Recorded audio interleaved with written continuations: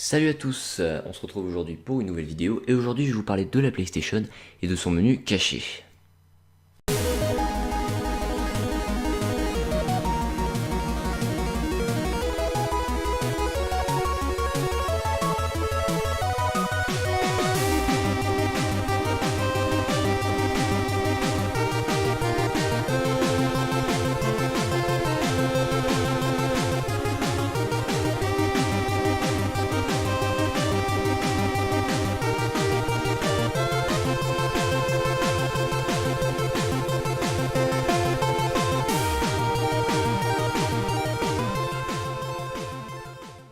Donc nous voici avec la dite console. Donc là c'est normal, hein, l'écran ça me met nos signaux, c'est normal, c'est parce que je l'ai pas encore allumé. Donc on va l'allumer, on va commencer par l'allumer. Voilà. Et donc le petit jingle habituel. Si vous voyez des fois des sauts bleus comme ça fait, c'est normal, ça fait souvent ça, c'est la qualité qui est pas super vis-à-vis de la télé en fait. Donc là on arrive sur le menu, caché, enfin caché entre guillemets.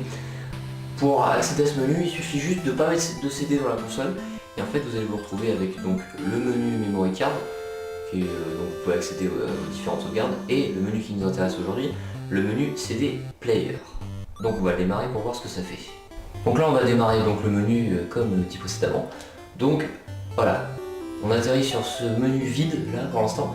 Et en fait, il faut, une fois que vous êtes sur ce menu vide, vous pouvez observer qu'il y a plusieurs fonctionnalités. Donc là, on a les mêmes fonctionnalités que sur les différents lecteurs multimédia. Et maintenant, donc, on va insérer un CD dans la console, pas un CD de jeu justement, un CD uniquement de musique. Ce qu'il faut savoir, c'est que cette console peut lire les CD uniquement de musique. Elle peut pas lire les films, même si des fois dans ces jeux, elle intègre des cinématiques qui peuvent provenir de films. Mais c'est seulement à partir de la PS2 qu'on pourra lire des films dessus. Donc moi je vous propose, on va mettre ce disque là, donc le dernier album d'ACDC, donc Rock or Bust, qui est sorti donc en 2014. Donc on va voir ce que ça donne tout de suite. Donc là je viens d'insérer le disque et vous pouvez constater que on a un numéro, donc voilà, des numéros de 1 à 11 qui viennent d'apparaître en haut de l'écran. C'est tout simplement le numéro des pistes, donc du CD en fait. Donc ça veut dire qu'il y a 11 chansons sur le CD. Et donc je vous propose de mettre la première pour voir, et on va juger de la qualité du son ensemble. Donc on va maintenant démarrer la première piste comme je viens de vous le dire. Donc c'est parti.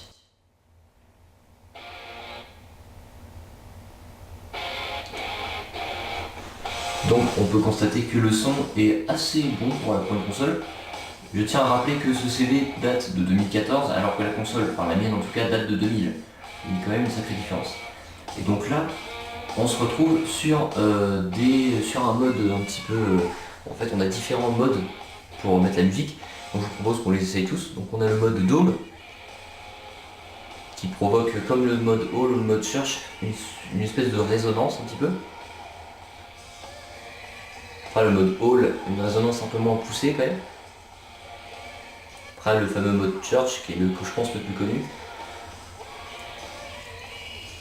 Après on peut essayer le mode studio. C'est comme un studio d'enregistrement justement, c'est fait exprès. Et enfin le mode direct, on constate pas de grande différence par rapport au morceau originel. Et après on a tout ce type de programme, comme par exemple le temps qui nous reste sur la chanson. La répéter une fois qu'elle est terminée. Là on programme juste la chanson 1. Ça je sais pas ce que c'est. Et continue, c'est pour revenir au menu de base. Donc voilà, puis après on a les différentes fonctionnalités, comme passer à la chanson suivante, l'accélérer un petit peu, faire un saut de 5 secondes environ, la mettre en pause, la reprendre et enfin l'arrêter. Voilà. Donc voilà pour ce menu un petit peu... Moi perso j'ai bien aimé ce menu, je l'aime bien, ce menu il est très performant pour l'époque. Qui peut lire tout type de CD. Pas de DVD, hein, seulement des CD qui comportent de la musique de n'importe quelle époque. Enfin, celui-là est comme de 2014. J'avais essayé avec un vieux CD de Stromae qui date de 2004-2005 et ça marche. Pareil, la même qualité de son, c'est exactement le même. Donc voilà, pour ce menu.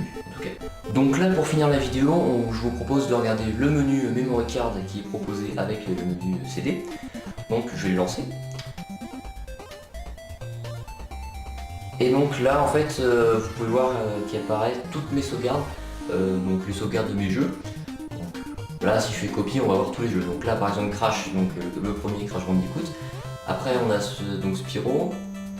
Ensuite, on a donc Micro Machine V3.